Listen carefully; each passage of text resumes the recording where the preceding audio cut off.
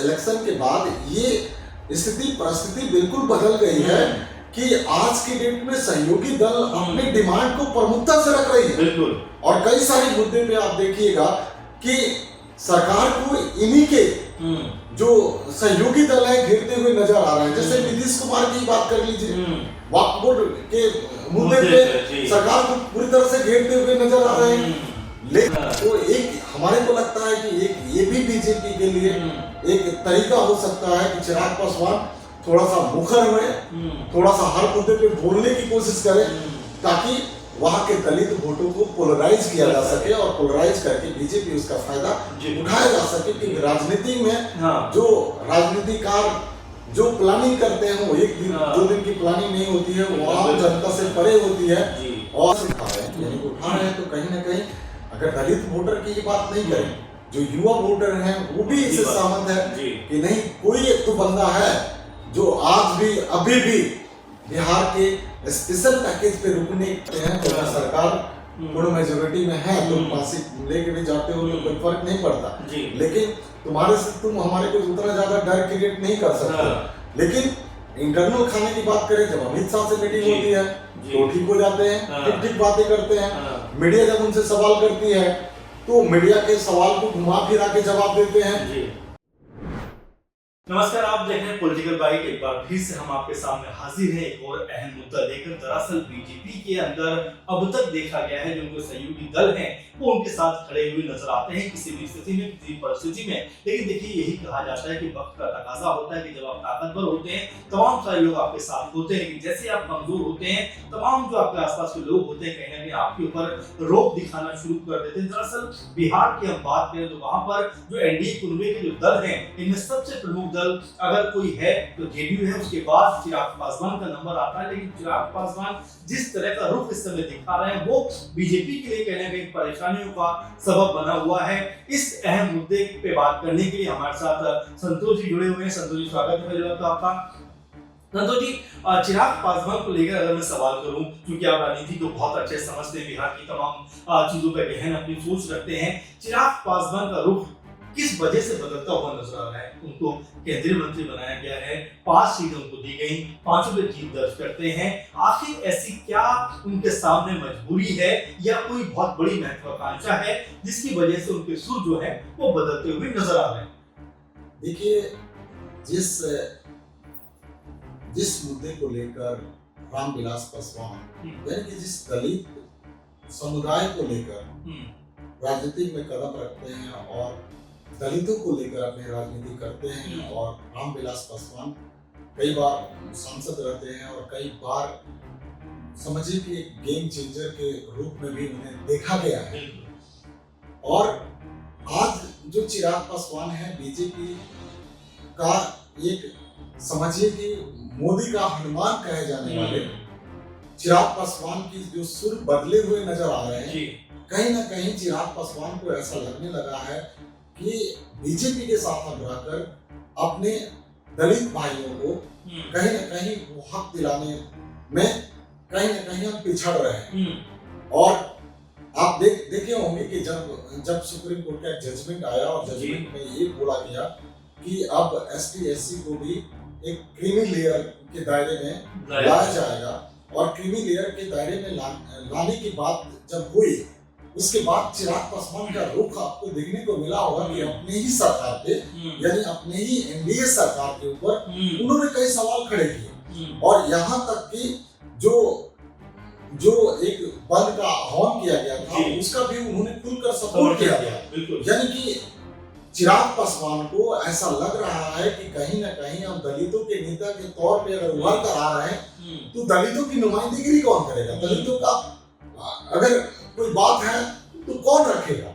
और शायद यही वजह है कि चिराग पासवान को ऐसा लग रहा है कि जिस सरकार में हम बैठे हुए हैं, जिस सरकार के साथ हम चल रहे हैं, वो सरकार हमारे ही कुनबे के लोगों के साथ ज्यादती कर रही है। अगर सरकार चाहे तो इसको एक विधेयक लाकर और इस फैसले को रोक सकती है, और एक क्रीमी लेयर का जो सिस्टम है इसको रोका जा सकता है। लेकिन कहीं ना कहीं बीजेपी इस मूड में नहीं है कि जो सुप्रीम कोर्ट का फैसला है उसके ऊपर विधेयक लाया जाए और इस इसे रोका था। और बार बार अगर चिराग पासवान की बात करें तो बार बार कहीं ना कहीं चिराग पासवान इंटरनल तरीके से पार्टी को समझाने की कोशिश कर रहे हैं कि यार अगर हम अपना वर्चस्व बनाना चाहते हैं और बिहार में सच में अगर दलितों को हम साधना चाहते हैं, दलितों को अपने साथ में रखना चाहते हैं, तो ये मुद्दा तो बनता है कि मुझे ये मुद्दा उठाना पड़ेगा। अगर ये मुद्दा हम नहीं उठाते हैं तो दलित हमारे को अपना नेता नहीं मानेंगे, और जब दलित हमारे को अपना नेता नहीं मानेंगे तो हमारे पार्टी का अस्तित्व तो दलितों से है। फिर हम कहाँ के रहेंगे, ना घर के रहेंगे ना घाट के रहेंगे।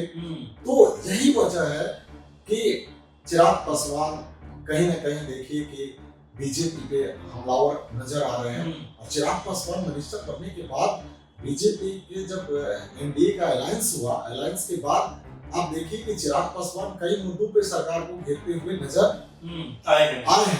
जैसे पहला मुद्दा आप देखिए कि ये जो बिहार विशेष राज्य का दर्जा हो गया, आप ये इलेक्टोरल मुद्दा हो गया, आप ये क्रिमिनल का जो मुद्दा हो गया, इस पे सरकार को बैक टू बैक हमलावर है। और सरकार को भी कहीं ना कहीं मीडिया, जो विपक्ष मीडिया है, वो घेरते हुए नजर आ रही है कि चिराग पासवान अब पार्टी छोड़ देंगे, पार्टी से छोड़कर अब आरजेडी ज्वाइन कर लेंगे। कई तरह की कयासबाजी का दौर चल रहा है। और इस कयासबाजी के दौर में आप देखिएगा कि कहीं ना कहीं चिराग पासवान कहीं रुकते हुए नजर नहीं आ रहे हैं। चिराग पासवान अपनी बातों को पूरा बेबाकी से रखते हुए नजर आ रहे हैं, अपनी बातों को बेबाक अंदाज में रख रहे हैं। उनको ये फर्क नहीं पड़ रहा है कि पार्टी हमारे को साथ में लेके चलेगी या दरकिनार कर देगी, क्योंकि अभी बीजेपी की मुश्किलों को चिराग पासवान समझ रहे हैं कि बीजेपी अभी के डेट में, अगर हम पूर्ण मेजोरिटी की बात करें, पूर्ण मेजोरिटी में नहीं है। अगर 2019 की बात कर ले या 2014 की बात कर ले, जिस फुल फॉर्म में बीजेपी थी, उस समय घटक दलों की कोई आवाज तक नहीं निकलती थी। भाई ठीक है, बीजेपी के साथ है तो है, लेकिन आज वो स्थिति परिस्थिति बदल गई। 2024 इलेक्शन के बाद ये स्थिति परिस्थिति बिल्कुल बदल गई है कि आज के डेट में सहयोगी दल अपनी डिमांड को प्रमुखता से रख रही है। और कई सारे मुद्दे पे आप देखिएगा कि सरकार को इन्हीं के जो सहयोगी दल है घेरते हुए नजर आ रहे हैं। जैसे नीतीश कुमार की बात कर लीजिए, वक्फ बोर्ड के मुद्दे पे सरकार को पूरी तरह से घेरते हुए नजर आ रहे हैं। लेकिन अगर सरकार के सहयोगी दल हैं तो सरकार के किसी भी निर्णय पे इन्हें एक सपोर्ट करना चाहिए, सपोर्टिव फॉर्म में रहना चाहिए। लेकिन कभी कभी इनके भी जो बगावती सुर दिख रहे हैं, इनके लिए मुश्किलें खड़ी कर रही है। क्योंकि विपक्ष तो इसीलिए बैठा है कि पक्ष में बैठा हुआ बंदा एक शब्द निकाले और हम तिल का ताड़ बना के प्रेजेंट कर दें कि ये पार्टी टूट रही है, बीजेपी सत्ता से हटेगी, गायब हो जाएगी, इनकी पार्टी में टूट पड़ गया। तो कभी नीतीश को लेकर इस तरह की चर्चाएं तेज हो जाती है, तो कभी चिराग पासवान को लेकर तेज हो जाती है। तो एक आध सीट लेके चिराग वो कहे मांझी बैठे हुए जीतन राम मांझी, उनको लेके सुर बदलने लगते हैं। तो बिहार में जो आगामी चुनाव 2025 को आप देख रहे हैं, इस लिहाज से चिराग पासवान भी कहीं ना कहीं बिहार में अपने अस्तित्व को मजबूत करते हुए नजर आ रहे हैं कि यही एक तरीका है जिससे कि हम अपने जनाधार को बिहार में मजबूत कर सकते हैं। और हो सकता है कि बीजेपी की भी एक रणनीति हो कि वहां पे नीतीश कुमार को यानी कि उस तरह से वेटेज ना देते हुए एक चेहरा बिहार में तैयार किया जाए। क्योंकि नीतीश कुमार तो आप देखे होइएगा कि पलटू बाबू के नाम से जाने जाते हैं, और बिहार में कब वो पलट सकते हैं इसका अंदाजा कोई नहीं लगा सकता। और उन्हें बार बार ये स्टेटमेंट देना पड़ रहा है। आपने देखा होगा कि जब यहाँ पे शपथ समारोह हो रहा था दिल्ली में, तो वहां पे उन्होंने ये जब जाहिर करने के लिए कि नहीं, हम एनडीए के घटक दल हैं और हम एनडीए के साथ मजबूती से खड़े हैं। और वहां पे उन्होंने मोदी जी का पैर छूकर ये पूरे इंडी गठबंधन को एक संदेश दिया कि हम किसी भी कीमत पे अब एनडीए को छोड़कर नहीं जाएंगे, और अब हम जब तक रहेंगे राजनीति में हम एनडीए के साथ रहेंगे। लेकिन कई बार जो कयासबाजी का दौर है काफी तेज हो जाता है, और उस कयासबाजी के दौर में आप देखते होइएगा कि कई बार देखने को मिलता है कि भाई नीतीश ने पार्टी छोड़ने का किया ऐलान, नीतीश कुमार पार्टी छोड़ देंगे, नीतीश कुमार चले जाएंगे, नीतीश कुमार अब आरजेडी के साथ इलेक्शन लड़ेंगे। तो जो नीतीश कुमार का इतिहास रहा है, उस इतिहास को लेकर आप ये कभी भी ये नहीं कह सकते हैं कि नीतीश कुमार पार्टी नहीं मारेंगे। जैसे कि आप जेपी नड्डा के जो संबोधन था उसमें, हाँ, तो वहां पे भी उन्होंने मंच से बोला कि मैं अब तीसरी बार नहीं आरजेडी में नहीं जाऊंगा। लेकिन यही देखिए जब बीजेपी ने जब वो तोड़ने की कोशिश की, कि पार्टी को तोड़ने की कोशिश किया था, जिसमें कि इनकी ही पार्टी के कई नेता ललन सिंह, हाँ, जैसे ललन सिंह को लेके जब एक आवाम आने लगी कि ललन सिंह पार्टी को तोड़ना चाहते हैं, ललन सिंह पार्टी को तोड़ देंगे, तो रातों रात भागकर नीतीश कुमार चले गए लालू यादव से मिलने, और लालू यादव से मिलते हैं, और मिलने के बाद ललन सिंह को अध्यक्ष पद से हटाया जाता है, और हटा के खुद अध्यक्ष बन जाते हैं। और उसके बाद फिर ये डिसीजन लेते हैं कि हम अब आरजेडी के साथ सरकार चलाएंगे, और आरजेडी के साथ सरकार चलाने में वो वहां पे कहते भी है कि अब मर जाएंगे लेकिन अब वापस बीजेपी में नहीं जाएंगे। तो नीतीश कुमार के बारे में ये कोई नई बात नहीं है कि कब वो करवट बदल दें। तो एक हमारे को लगता है कि एक ये भी बीजेपी के लिए एक तरीका हो सकता है कि चिराग पासवान थोड़ा सा मुखर हुए, थोड़ा सा हर मुद्दे पे बोलने की कोशिश करें, ताकि वहां के दलित वोटों को पोलराइज किया जा सके, और पोलराइज करके बीजेपी उसका फायदा उठाया जा सके। कि राजनीति में जो राजनीतिकार जो प्लानिंग करते हैं वो एक दिन दो दिन की प्लानिंग नहीं होती है, वो आम जनता से परे होती है, और उसकी शुरुआत काफी लंबे समय से दिखाई देना शुरू हो जाती है। और उस शुरुआत को कुछ समझदार या सूझबूझ वाले लोग उसकी मायने और कयासबाजी लगाते हैं। तो हो सकता है कि जो हम चिराग पासवान को देख रहे हैं और हल्के में आंक रहे हैं, हो सकता है कि ये बीजेपी का एक प्रोजेक्शन हो कि नहीं अभी चलाओ, तुम्हारे जाने आने से कोई फर्क नहीं पड़ता है, तुम्हारे को अगर दरकिनार भी करते हैं तो सरकार पूर्ण मेजोरिटी में है, तुम फांसी लेके भी जाते हो तो कोई फर्क नहीं पड़ता। लेकिन तुम्हारे से तुम हमारे को उतना ज्यादा डर क्रिएट नहीं कर सकते। लेकिन इंटरनल खाने की बात करें, जब अमित शाह से मीटिंग होती है तो ठीक हो जाते हैं, ठीक बातें करते हैं। मीडिया जब उनसे सवाल करती है तो मीडिया के सवाल को घुमा फिरा के जवाब देते हैं।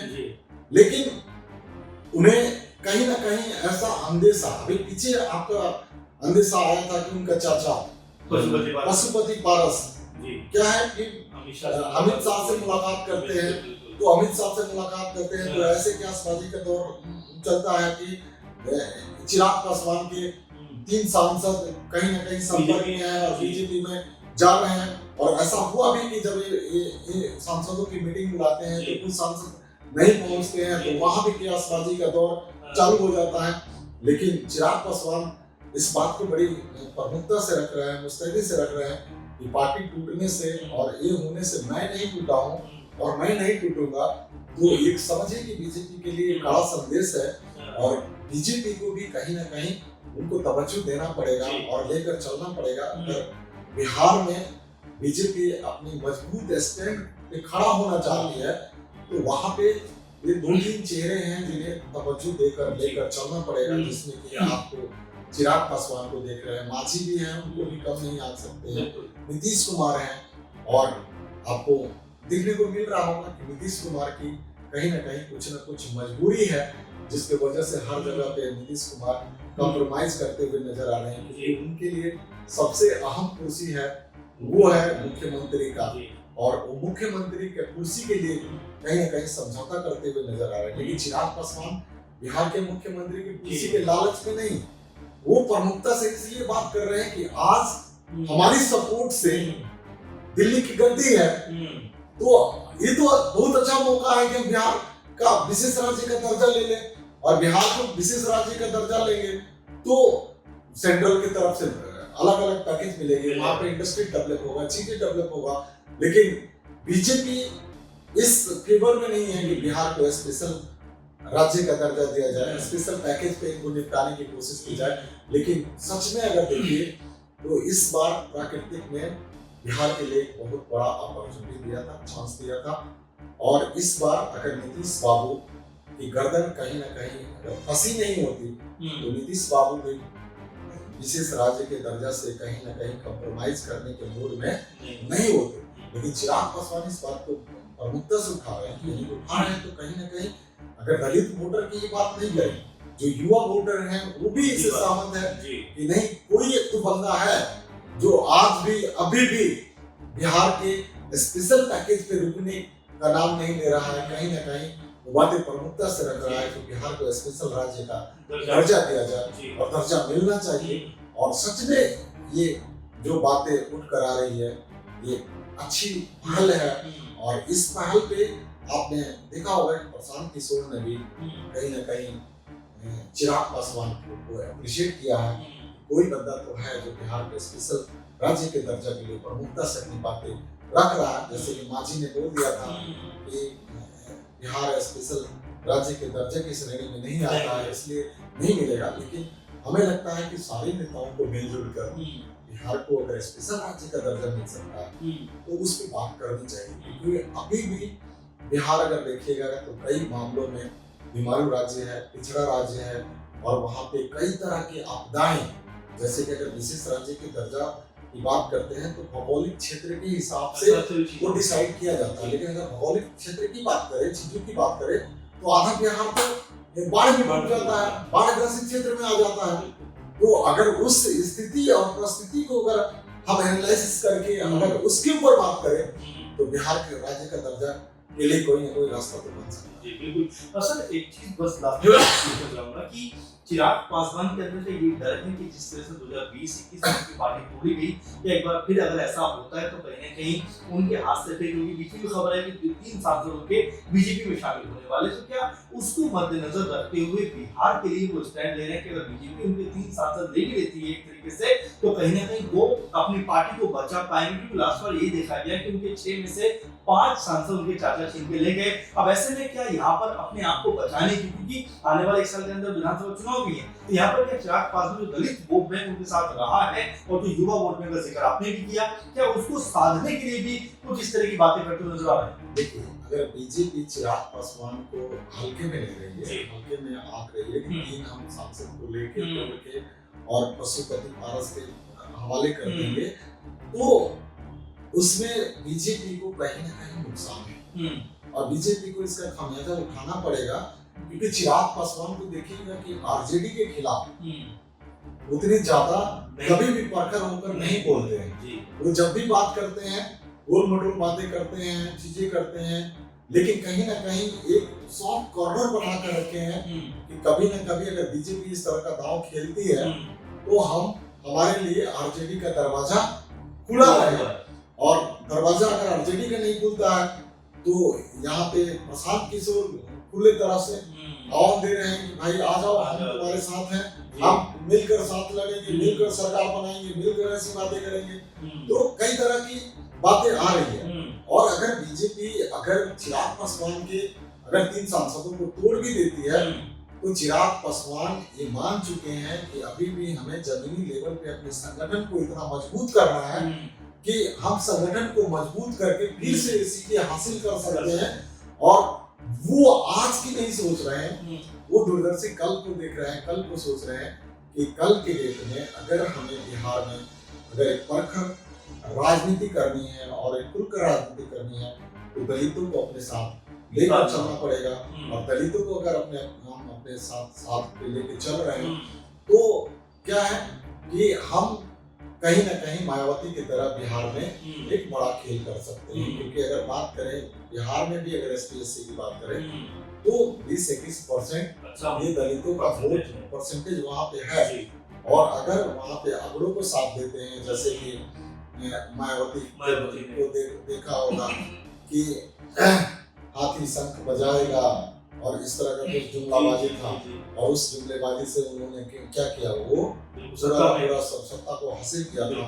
तो इस समय चिराग पासवान भी अगर अपने दलित वोटों को अपने साथ बांध कर लेकर चलते हैं तो फिर से ओबीसी का और अगड़ों का वोट वो बैंक साथ सकते हैं और उसको लेकर अपनी एक अच्छी बिहार में गवर्नेंस दे सकते हैं। और फ्यूचर युवा अगर सीएम की बात करें तो बिहार में अगर तेजस्वी के बाद देखें तो कहीं ना कहीं एक चेहरा आपको उभरता हुआ चिराग पासवान नजर आ रहा है। और राजनीति का पूरा गणित और कब कहाँ बैठ जाए, कौन कितना सीटें लेके कौन करवट ले ले और सरकार बनाने की होड़ है, तो हम अपने पार्टियां क्या करती है, अपनी विपक्षी पार्टी को डोमिनेट करने के लिए कोई भी बंदा किसी भी बंदे को क्या दे देता है, अपना समर्थन दे देता है कि चलो हम नहीं, विपक्ष में बैठने की जरूरत नहीं, हम तुम्हारे साथ मिलकर सरकार बना लेते हैं, तुम ही सीएम बन जाओ, हम बैठते हैं। जैसे दिल्ली में भी आपने देखा था कि जो आम आदमी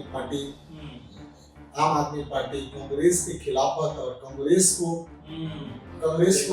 ये भ्रष्टाचारी बता के, शीला दीक्षित को भ्रष्टाचारी बता के और ये करके सत्ता में आए, और जब कुछ सीटें कम आई तो वहां पे कांग्रेस का सपोर्ट लेकर सरकार बनाते हैं।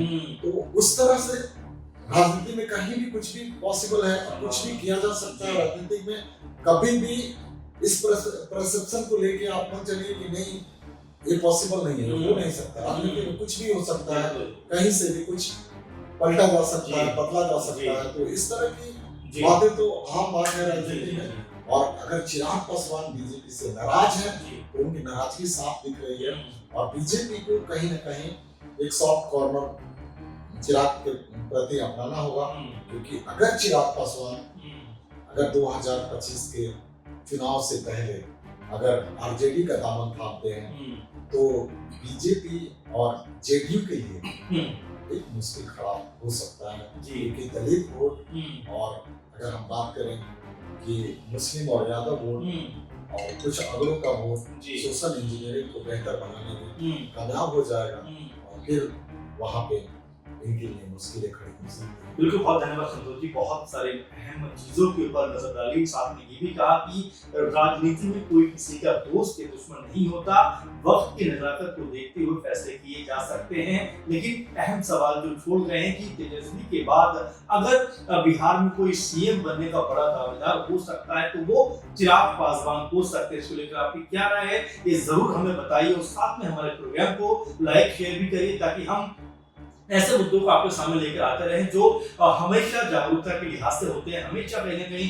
जो आइडियोलॉजी होती है जिस कह सकते हैं राज्य की और जिस तरह के लोगों की उनकी सोच को आपके सामने रख सके, इस पूरे मुद्दे को लेकर, इस पूरे डिबेट को लेकर आपकी जो राय है वो हम तक जरूर आप भेजिए, और लगातार हमारे चैनल को देखते रहिए। हम ऐसे तमाम मुद्दे आपके सामने लेकर आते रहेंगे। फिलहाल इस प्रोग्राम में इतना ही। संतोष जी आप हमारे साथ जुड़े, आपका धन्यवाद। आप सब हमारे साथ जुड़े, आपका धन्यवाद। नमस्कार।